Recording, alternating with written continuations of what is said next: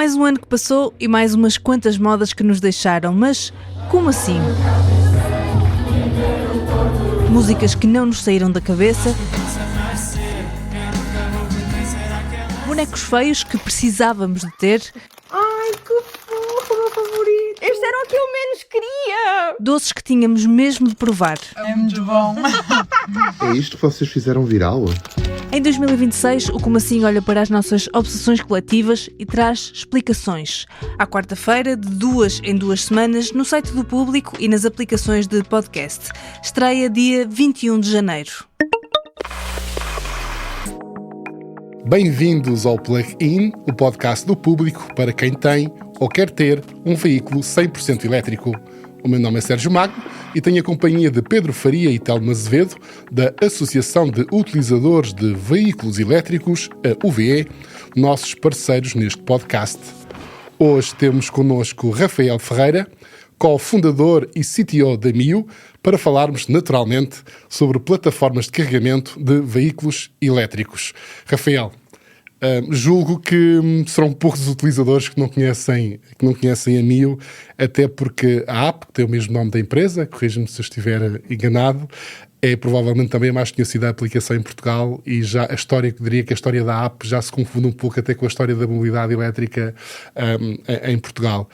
Primeiro, obrigado por ter aceitado o nosso convite. Surgiu um pouco depois da rede pública e no início era a fonte de informação quase única sobre o estado da rede, para encontrarmos postos. Pode explicar-nos um pouco, assim rapidamente, a história da Mio, como é que foi criada e como é que tem evoluído?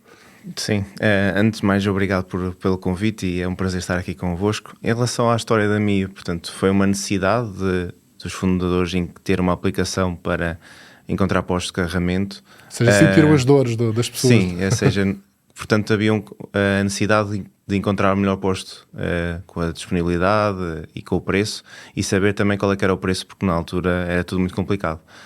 Hoje em dia é mais fácil, porque pronto, também fomos evoluindo ao longo do tempo e ficou mais fácil perceber qual é que é o preço, mas foi tudo à base das dores como utilizador do veículo elétrico. Mas a Mio começou por ser sobretudo uma aplicação para apoiar nesta pesquisa dos postos que nós procurávamos, mas mudou, evoluiu e hoje é muito mais do que isso, não é?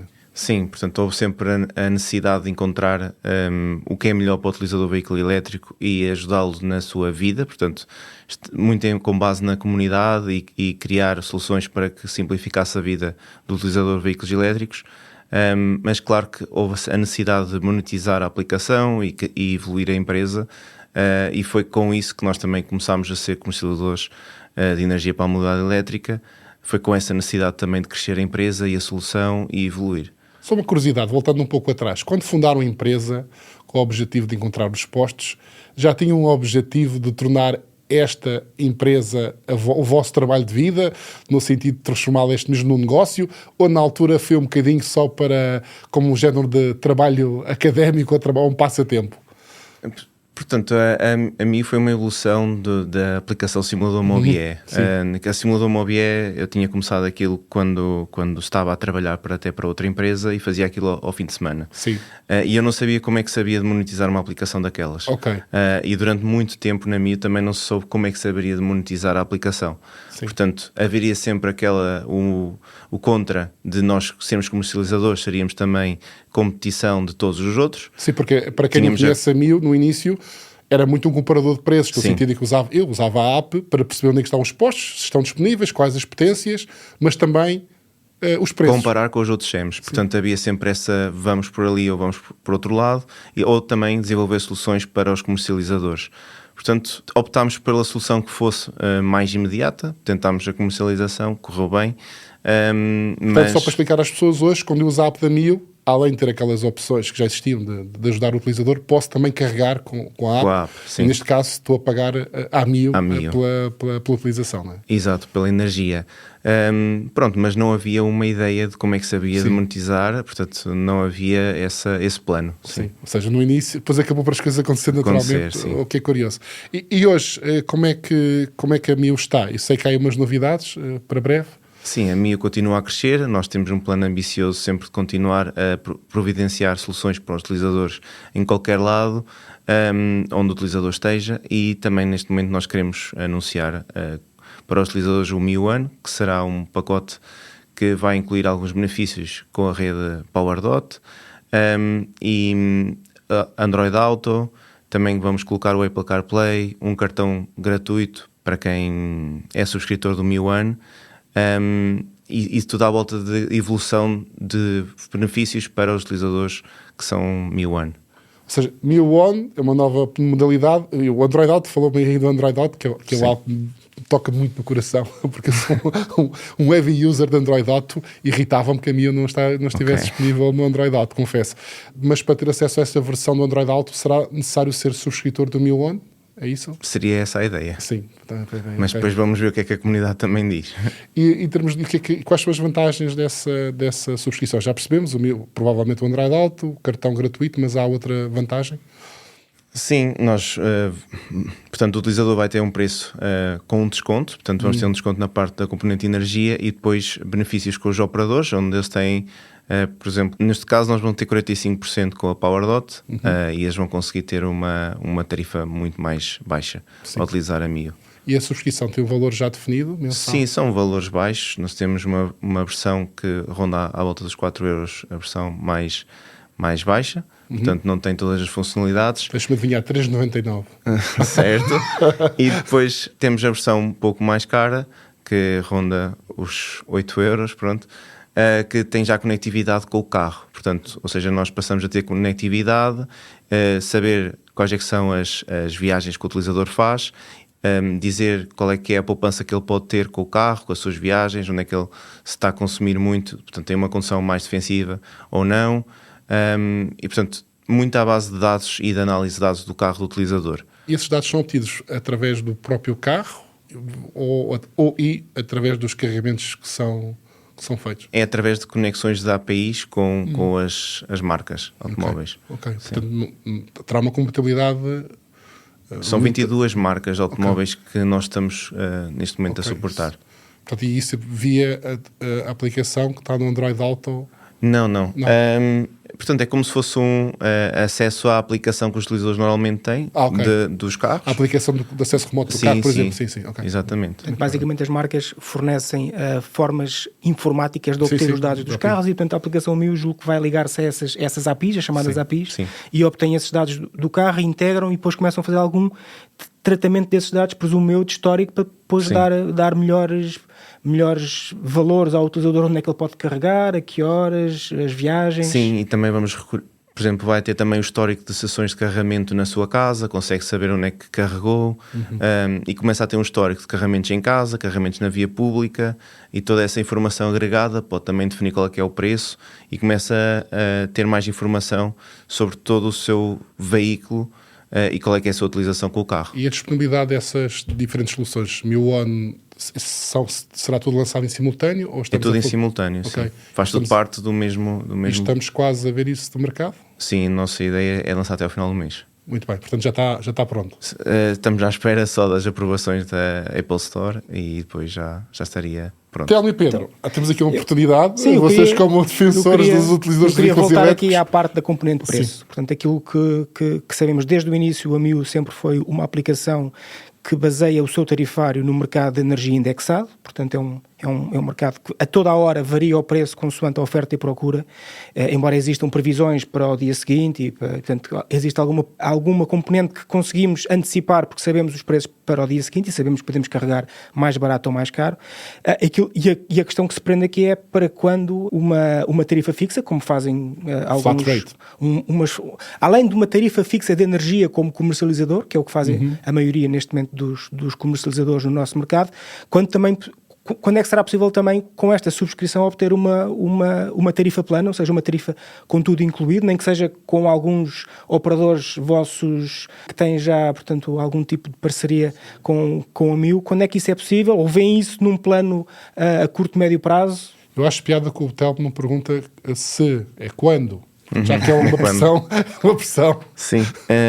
Pronto, nós no início, quando começámos a comercialização de energia, nós tínhamos um preço fixo. Portanto, era 9 cêntimos por kWh, na altura. Bons tempos. Mas a energia na altura era muito barata. Portanto, depois veio a questão da guerra da Ucrânia e os preços começaram a subir e nós tivemos que ir para indexado porque todos os produtores começaram a mudar e foi assim que aconteceu. Tiveram que se proteger do próprio mercado. Exato, nós tivemos que nos proteger e tivemos que ir para indexado. Porque a mobilidade elétrica ainda é um setor muito pequeno, ou seja, não há energia, o consumo de energia não é o suficiente para fixar facilmente um preço. Só com o consumo da energia da mobilidade elétrica não é muito fácil. Mas, no entanto, é algo que continua a crescer, os carros continuam a ser vendidos, o consumo também começa a crescer e nós que tencionamos em breve também um dia ter assim um preço fixo novamente. Eu não te posso dizer para quando, mas esse faz parte do nosso objetivo. Sim. Mas isso na parte da comercialização e a flat rate, que cada vez vemos mais comercializadores a disponibilizar. Comercializadores não diria, mais prestadores de serviços de mobilidade elétrica. Ainda esta semana chegou mais um ao mercado. Como é que vem essa parte? Assim, nós temos flat rate com a PowerDot nos TPAs.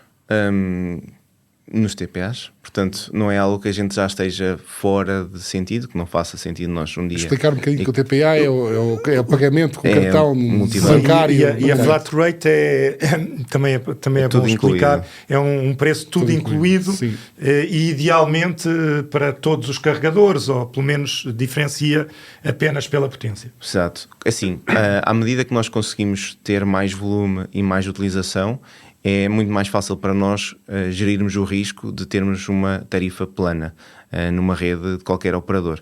Portanto, isso também depende de quando o operador começar a ter só preços por kilowatt e também uma tarifa de inatividade no posto depois de carregar, é muito mais fácil fazer isso. Portanto, se nós tivéssemos todos os operadores com preço por kilowatt e uma tarifa de inatividade depois, nós já teríamos a flat rate há muito tempo. Portanto, isso já não seria um problema. As variáveis eram muito menores para vocês controlarem. Nós também conseguimos fixar o nosso preço do OMS, se a gente quiser, obviamente.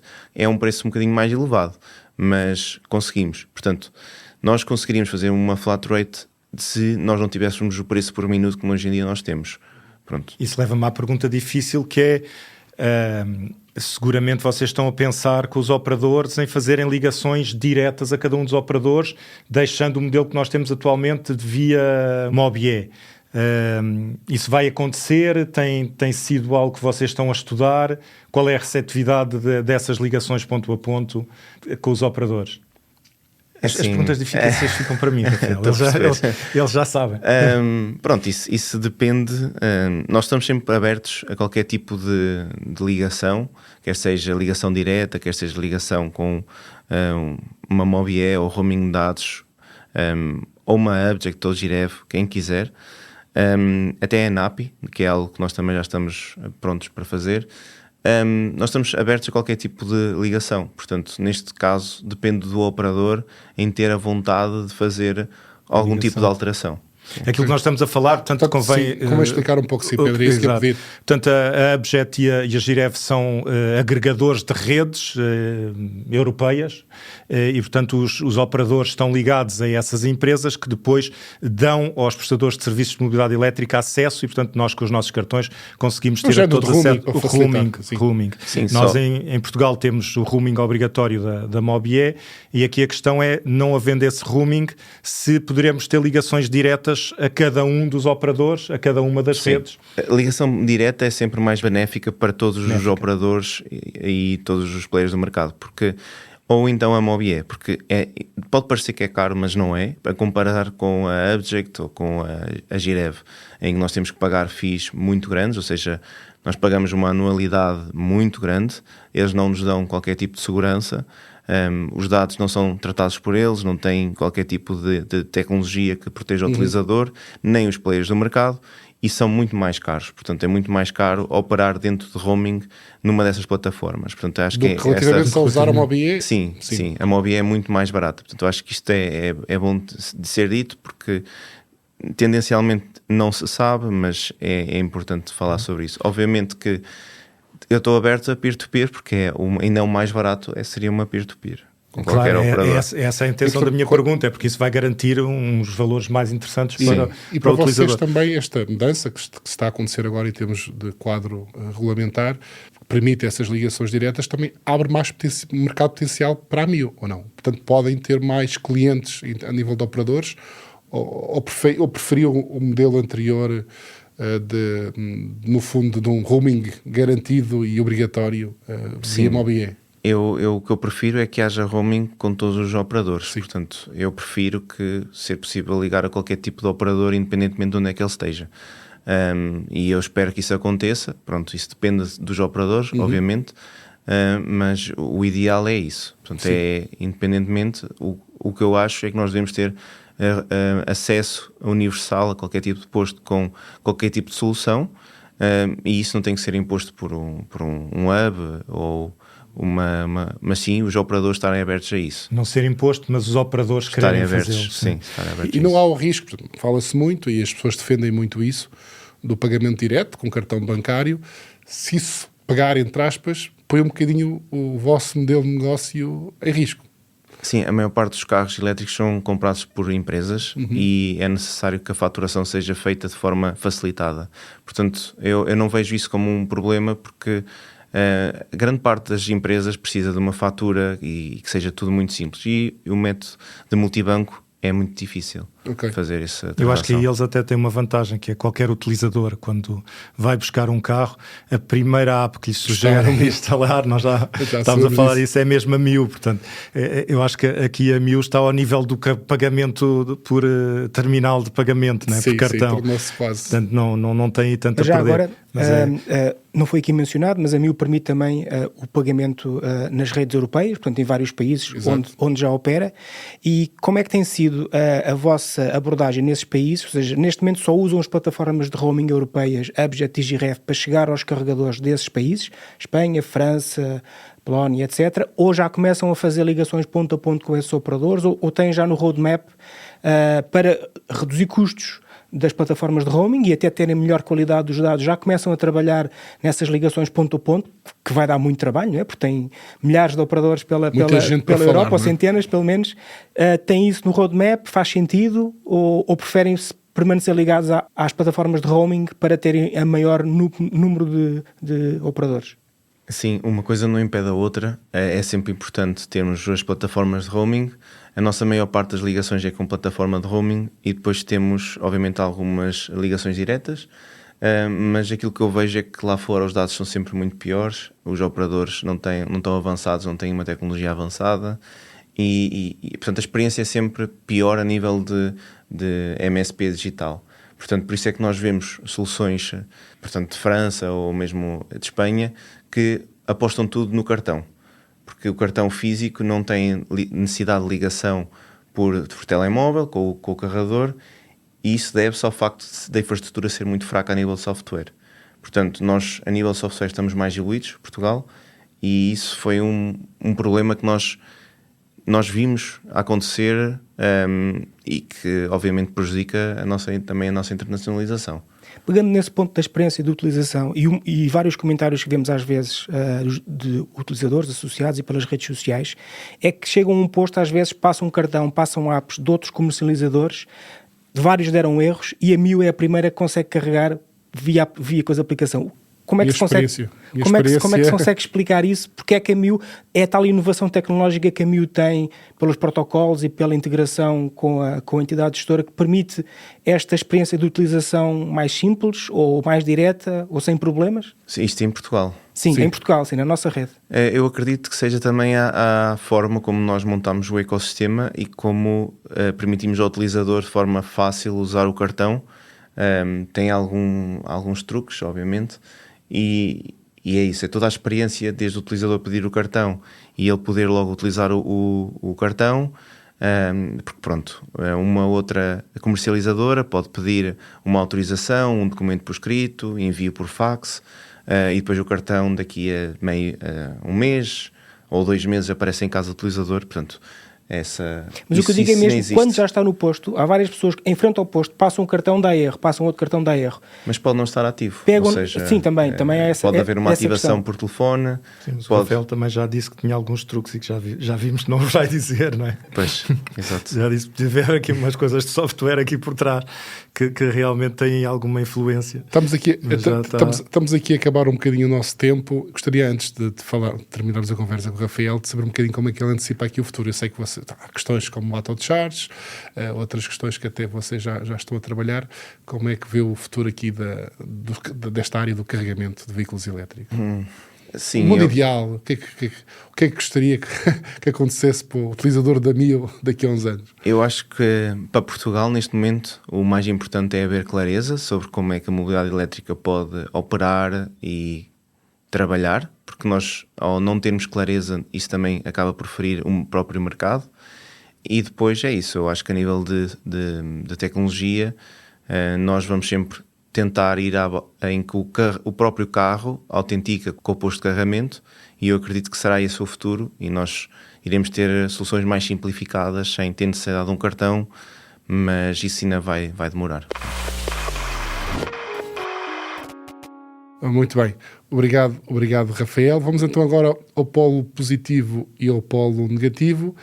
Para o polo positivo, gostaria de puxar aqui uma notícia que publicámos aqui no site do Público, que tem a ver com o Salão Automóvel de Bruxelas, que esteve mais, diria, vivo do que nos anos anteriores, e que teve a particularidade de ter muitos modelos europeus de vários níveis de preço. Portanto, o que deu um sinal de força da indústria europeia no momento em que se sabe que a China está aí em força e que muita gente coloca em dúvida o futuro da indústria europeia. A verdade é que temos muitos modelos, desde o pequeno Twingo, está muito giro, da Renault, até carros bem grandes, como no caso da Mercedes e da BMW, o X3. E, portanto, eu acho que continua a haver esperança, há muita tecnologia europeia, há muito desenvolvimento e há carros muito interessantes que vão sair muitos durante este ano. O polo negativo acaba por estar um bocadinho relacionado com isto, não é, Pedro? Sim, o polo negativo é aqui algo que nos vai dar muito que falar durante os próximos tempos. Portanto, há aqui uma decisão ou encaminhamento da União Europeia de trocar aquelas tarifas que foram impostas aos fabricantes chineses, não é? Aqui há uns meses falámos muito sobre isto, os diversos operadores chineses, consoante o caso, têm tarifas de 10, 15, 20, 30 ou até mais % para venderem os veículos na Europa, e fala-se agora em substituir essas tarifas por um preço mínimo, ou seja, é estabelecido um preço mínimo para o veículo em função das suas características, em função das suas potencialidades, e cai essa parte da tarifa. Isto aqui é algo que eu por princípio, fixar preços por decreto, parece-me que não é uma grande ideia. E no limite nós vamos estar a transferir quem recebe o dinheiro, não é? Portanto, o destino da receita, entre um organismo público para passarmos a deixar este valor nos fabricantes automóveis. E, portanto, acho que isto não é uma boa ideia. É algo que surgiu esta semana. Nós fomos até no nosso grupo falando muito sobre isto logo a partir de segunda-feira, e que nos tem deixado aqui um bocadinho com sentimentos positivos por um lado, porque as tarifas realmente não são uma grande solução, mas também estabelecer preços mínimos não vejo que possa ir por aí. Até acho que vamos voltar a este assunto várias vezes. Tenta puxar os preços para cima, não para baixo. Tem a tendência a estabelecer os preços, a estabilizar o preço num nível que é artificial, não é? Que é imposto, não é o mercado a ditá-lo. E isso não me parece que seja bom. O único aspecto positivo nisso é que parece que a União Europeia e a China estão a chegar a algum tipo de acordo. Não sei se é bom, mas... Isso é positivo, pelo menos mostra que há contacto e que há conversação. É óbvio que nós temos que ver... Aqui o problema de fundo tem a ver com a União Europeia, ou nós estabelecermos que há um princípio de subsidiação dos preços dos veículos na China. E parte desse princípio. E é preciso contornar isso. E é isso que tem que tentar fazer. Não há uma solução fácil. Telmo, para a dica, e até porque está cá o Rafael em representação da minha, vamos falar de apps, não é? Sim, a ideia era trazermos também aqui como assunto as aplicações que ajudam os utilizadores a encontrar postos de carregamento, tanto públicos como também privados, alguns hotéis, alguns restaurantes, e as aplicações que trazem esses postos para os utilizadores poderem filtrar, consultar, saber preços, e portanto temos a Mio como um dos casos que temos hoje aqui presente, que permite até comparar, adicionarmos os nossos contratos de comercializadores, adicionarmos e compararmos o preço final por uma ação de carregamento que podemos colocar por tempo ou por energia. Mas existe também uma outra aplicação que também gostávamos também de chamar a atenção, que é a Plan to Charge, que faz esta mesma função também de comparação. Não tem a parte da componente de carregamento, porque eles não são um comercializador, mas ajudam-nos a fazer esta pesquisa de postos por vários filtros, inclusive é mais filtros ainda, permite-nos pesquisar postos que já têm o pagamento bancário, com os tais terminais, os tais pagamentos ad hoc, permite-nos pesquisar também, hoje em dia, uma coisa muito importante para alguns veículos, postos que suportam os 800 volts e, portanto, que têm condições de carregamento mais rápida para alguns veículos, além de terem outras redes, como hoje em dia também já tem a rede Continente, a rede Tesla, esta Plan to Charge. Portanto, estas duas aplicações acho que são uma boa ferramenta para quem se quer lançar na mobilidade elétrica sem conhecer muito das redes públicas e privadas de carregamento, para ajudar a pesquisar e a encontrar postos, e que simplifica a vida do utilizador ao simular e ao saber o preço final que vai ter nas sessões de carregamento. Muito obrigado, Telmo. Já que está cá o Rafael, só aproveitar um bocadinho. Qual é a funcionalidade interessante da aplicação Mio que as pessoas não usam? Eu sei que é uma pergunta difícil, porque provavelmente, em termos de ferramentas, e há muitas que a vossa aplicação apresenta, quem a constrói, por assim dizer, provavelmente tem aquela noção, esta ferramenta é tão gira e as pessoas não usam, porquê? Eu acho que as pessoas não usam muito terminar o carregamento remotamente e não terem que pagar mais a tarifa por minuto. Pronto, obviamente que isto não é bom para nenhum operador, mas eu acho que nem todos os utilizadores percebem que podem fazer isso e que é uma vantagem em relação a qualquer outro comercializador. Ok, aqui fica uma dica importante, de facto. Não, mas terminem o pagamento, mas vão lá tirar o carro. Exatamente, mas vão lá tirar o carro. Obviamente que sim, a principal sim. regra. Muito obrigado, Rafael, por estar aqui connosco. Telmo e Pedro, estaremos cá novamente para a semana. E assim terminamos este plugin, o podcast do Público dedicado à mobilidade 100% elétrica. Aproveito uma vez mais para apelar ao envio de sugestões para temas que gostaria de ver aqui analisados através do endereço de e-mail sergio.magno@publico.pt. Até para a semana. Para não perder os novos episódios, subscreva este podcast do Público na sua aplicação preferida.